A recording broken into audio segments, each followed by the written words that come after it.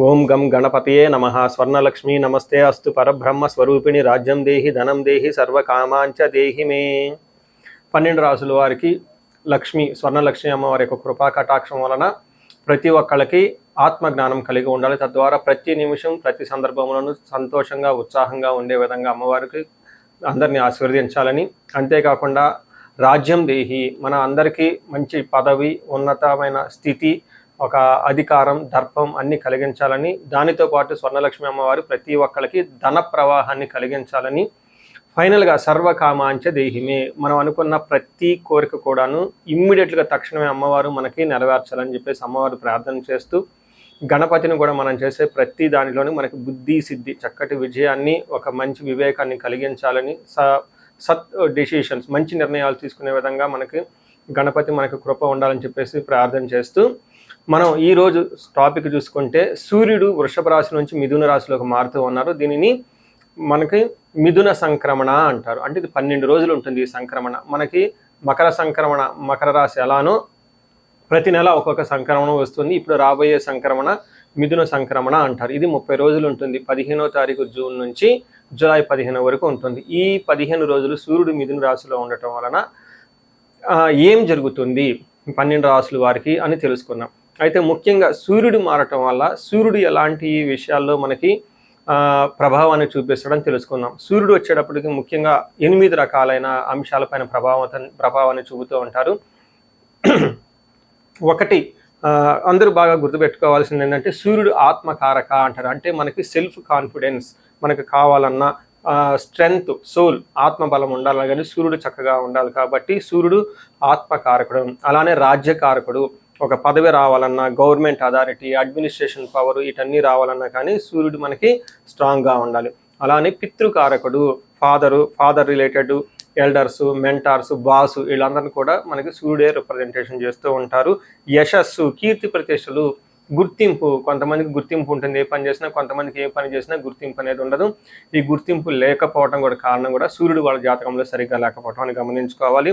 పదవి, అధికారం అంటే మీకు ఒక స్టేటస్, అంటే ఒక లేబుల్, మేనేజర్ నుంచి హైయర్ మేనేజర్, వైస్ ప్రెసిడెంట్, ఇలా ఒక్కొక్క లెవెల్ బై లెవెల్ ఎదుగుతూ ఉంటారు. అలాంటి పదవి, పొజిషన్ మీకు రావడానికి కూడా కారణం సూర్యుడు అని తెలుసుకోవాలి. అంతేకాకుండా అధికారం, పవర్, లీడర్షిప్, కమాండింగ్ పవర్, మీరు ఒక పని చెప్తే ఎదుటి వాళ్ళు చేయగల సామర్థ్యం అంతా కూడాను సూర్యుడు మెట్టే మీ జాతకంలో డిసైడ్ అవుతూ ఉంటుంది. తేజస్సు, ఆరోగ్యం, మంచి గ్లోరీ ఉంటుంది, మీకు ఎనర్జీ ఉండాలి, బ్రిలియన్స్, చాలా చక్కగా మీ ఫేస్ అంతా ఎప్పుడు కలగా ఉత్సాహంగా ఉండాలి, దానికి కూడా కారకుడు సూర్యుడు.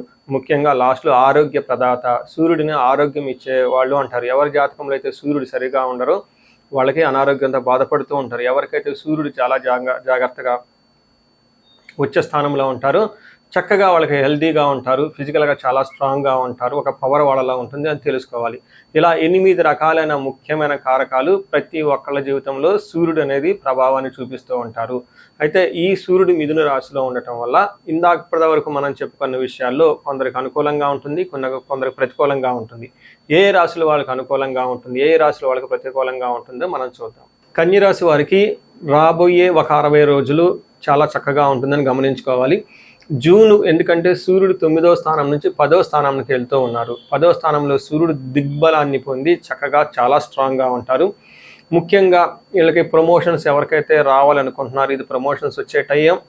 అయితే ఇంకా ఎవరికైతే కొత్తగా జాబ్ లేదో జాబ్ వచ్చే టైం అని గమనించుకోవాలి. ఇంకా పై అధికారుల నుంచి మంచి సపోర్ట్ వస్తుంది. చక్కగా అన్ని విధాల అభివృద్ధి ప్రదంలో దూసుకొని పోయే ఒక మంచి టైం అని మీరు గమనించుకోవాలి. ఈ టయాన్ని ప్రతి ఒక్కళ్ళు సద్వినియోగం చేసుకోవాలని నేను కోరుకుంటాను. కొన్నిసార్లు గ్రహస్థితి అనుకూలంగా ఉండదు కాబట్టి మనకు ప్రాబ్లమ్స్ ఉంటాయి. అయితే గ్రహస్థితి అనుకూలంగా ఉన్నా కానీ ఎందుకు ప్రాబ్లంగా ఉంటుందని ఆలోచించుకునే బదులు ఒకసారి ఇండివిజువల్ జాతకం చూపించుకోవడం చాలా ముఖ్యం. పర్టికులర్గా ఎవరికైతే జాబులు ఎప్పటిదాకా లేవో వాళ్ళు ఒకసారి జాబులు చూపించుకోండి. ఎక్కడైతే ఇంటర్వ్యూలు 2-3 రౌండ్లో సాగిపోయారో జాతక చక్రం చూపించుకోండి. అధికారుల నుంచి విపరీతమైన ప్రెషర్ ఉంటుందో రాబోయే రోజులు బాగుంటుంది కాబట్టి ఒకసారి జాతకం చక్రం ఎందుకైనా చూపించుకోండి. ఎందుకంటే ఇప్పుడు వచ్చే 60 డేస్ చాలా అనుకూలంగా ఉంది కాబట్టి ఇండివిజువల్గా మీ యొక్క హారోస్కోప్ను కూడా చెక్ చేసుకొని ఏదైనా దోషాలు ఉంటే చూపించుకొని పూజలు చేసుకుంటే, పరిహారాలు చేసుకుంటే ఖచ్చితంగా అనుకున్న పొజిషన్కి మీరు వెళ్ళే అవకాశం చాలా ఉంటుంది. ముందు మనకి మహర్షుల సంస్కృతంలో ఏం చెప్పారు ఒక శ్లోకాన్ని చూసుకొని దానిని వివరించడం ప్రయత్నం చేద్దాం. ఇందులో అర్ధసిద్ధి సదా ఆరోగ్యం బంధుమిత్ర సమాగమ రాజదర్శనం సుసల్లాఫో సుసౌఖ్యం దశమే రవి అంటారు. అంటే 10వ స్థానంలో సూర్యుడు ఎప్పుడైతే ఎంటర్ అవుతున్నారో అర్ధసిద్ధి ధన ప్రవాహం మీకు వస్తుంది, ఫైనాన్షియల్ గోల్స్ అన్ని అచీవ్ అవుతారు, ఏదైనా హైక్స్ వచ్చే అవకాశం ఉంటుంది, ధన ప్రకారంగా మీరు ఏదైతే అనుకుంటూ ఉంటారో అవన్నీ మీకు వచ్చేస్తూ ఉంటుంది. అప్పులు వాళ్ళ బాధలు, అప్పులు తీర్చడానికి కావాల్సిన ధనం ఇవన్నీ వచ్చేస్తాయని గమనించుకోవచ్చు. అంతేకాకుండా సదా ఆరోగ్యం చాలా చక్కగా ఉంటుంది. ఇప్పటిదాకా అనారోగ్యం ఎవరైతే బాధపడుతూ ఉంటారో ఈ అనారోగ్యం అది ఈ రోజుతో పోయేసి చక్కగా ఆరోగ్యంగా ఉంటారని గమనించుకోవచ్చు. బంధువులతోటి మిత్రులతోటి సమాగమ, వాళ్ళు చక్కగా కలిసేసి వాళ్ళతో మంచి మంచి గొప్ప గొప్ప విషయాలు మాట్లాడి ఖుషీగా ఆనందంగా ఉండే అవకాశం ఎక్కువగా ఉంటుంది. బంధువుల వాళ్ళ ద్వారా, ఫ్రెండ్స్ ద్వారా మంచి సపోర్ట్ వస్తుందని గమనించుకోవచ్చు. అయితే ఇదంతా ఒక ఎత్తు అయితే, రెండోది ముఖ్యంగా రాజదర్శనం సుసల్లాఫౌ అని చెప్తారు. అంటే హయ్యర్ అఫీషియల్ని కలిసే అవకాశం ఎక్కువగా ఉంటుంది, గవర్నమెంట్ అఫీషియల్ని కలిసే అవకాశం ఎక్కువగా ఉంటుంది, బాసులను కలిసే అవకాశం ఎక్కువగా ఉంటుంది, సీనియర్ మేనేజర్ని కలిసే అవకాశం ఎక్కువగా ఉంటుంది. అంటే అధికారులను కలవటం, పెద్దలతో సంభాషించటం, సుసౌఖ్యం బంధువుల వల్ల మంచి సౌఖ్యం కలిగే అవకాశం ఉంటుందని మనకు చెప్తూ ఉంటారు. ఈ టైంలో మీకు కావాల్సిన విషయాలన్నింటిలో అనుకూలంగా ఉండే అవకాశం ఎక్కువగా ఉంటుంది. ముఖ్యంగా ప్రొఫెషనల్ మ్యాటర్స్లో, కీర్తి ప్రతిష్టల విషయంలో చాలా అనుకూలంగా ఉండే అవకాశం ఉంటుంది. అయితే సూర్యుడు 4వ స్థానాన్ని కూడా దృష్టితో చూడటంతో ఇంటికి సంబంధించిన వ్యవహారాల్లో కొంచెం ఇబ్బందులు పడే అవకాశం ఉంటుంది. లేదంటే మీకు కంఫర్ట్, హోమ్లీ కంఫర్ట్, ఇంటికి కొంచెం అంత అనుకూలంగా ఉండదు, కొంచెం దూరంగా వెళ్ళే అవకాశం ఉంటుంది. ఇంటికి సంబంధించిన వ్యవహారాల్లో కొంచెం కేర్ తీసుకోవడం చాలా ఇంపార్టెంట్. ఇంటికి సంబంధించిన వ్యవహారాల్లో కొంచెం ఇంట్లో ఎక్కువగా మీరు టైం స్పెండ్ చేయడం కూడా చాలా ఇంపార్టెంట్. ఎంత మీరు బిజీగా ఉన్నా కానీ ఇంటికి కొంచెం టైం ఇవ్వటం చాలా చాలా ముఖ్యమని మీరు గమనించుకోవచ్చు.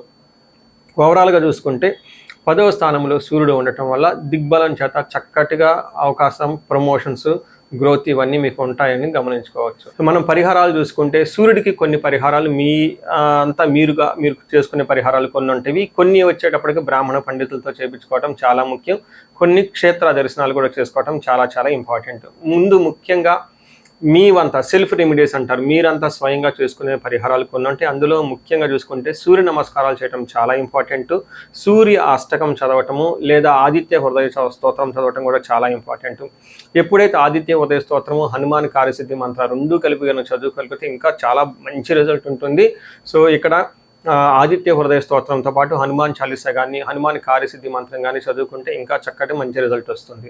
సో ఇవన్నీ మీరు చేసుకునే మీ వరకు మీరు చేసుకోవచ్చు. ఇంకా టెంపుల్స్కి వెళ్ళేసి అక్కడ నవగ్రహాల చుట్టూ తిరిగి గోధుమలు కనుక దానం చేయగలిగితే, సద్బ్రాహ్మణులకి, సత్పురుషులకి చేయగలిగితే ఇంకా మీకు చక్కటి మంచి రిజల్ట్ వస్తుందని గమనించుకోవాలి.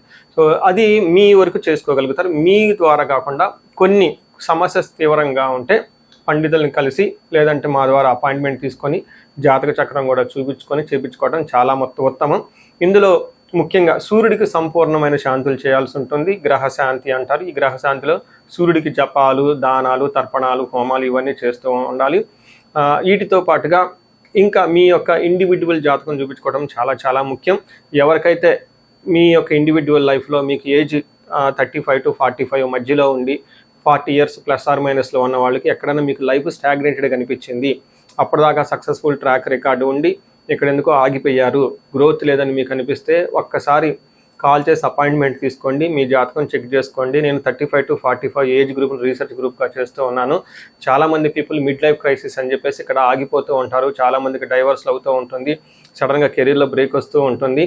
సో ఈ మిడ్ లైఫ్ క్రైసిస్ని మన ఆస్ట్రాలజీ, వేదిక్ ఆస్ట్రాలజీ ఎలా డీల్ చేస్తుంది, దాంట్లో ఏమేమి ఉంటాయి అని చెప్పి తెలుసుకోవచ్చు.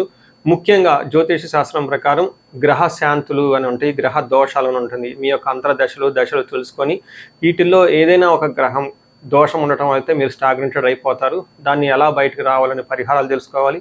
వీటితో పాటుగా మీకు ఏమైనా శాపాలు ఉంటే, పితృశాపం, కాలసర్ప దోషము, ఇలా మాతృశాపం, స్త్రీ శాపం, ఏమైనా యాక్టివ్గా శాపాలు ఉన్నాయా, ఈ శాపాలు ఉండటం వల్ల కూడాను మీరు లైఫ్లో గ్రోత్ లేకుండా ఆగిపోయే అవకాశం ఉంటుంది. సో ఎవరికైనా సరే ఎలాంటి ప్రాబ్లం ఉన్నా, ధనానికి ఇబ్బంది పడిపోతూ ఉంటే స్వర్ణలక్ష్మి విశేష హోమం చేయించుకోండి.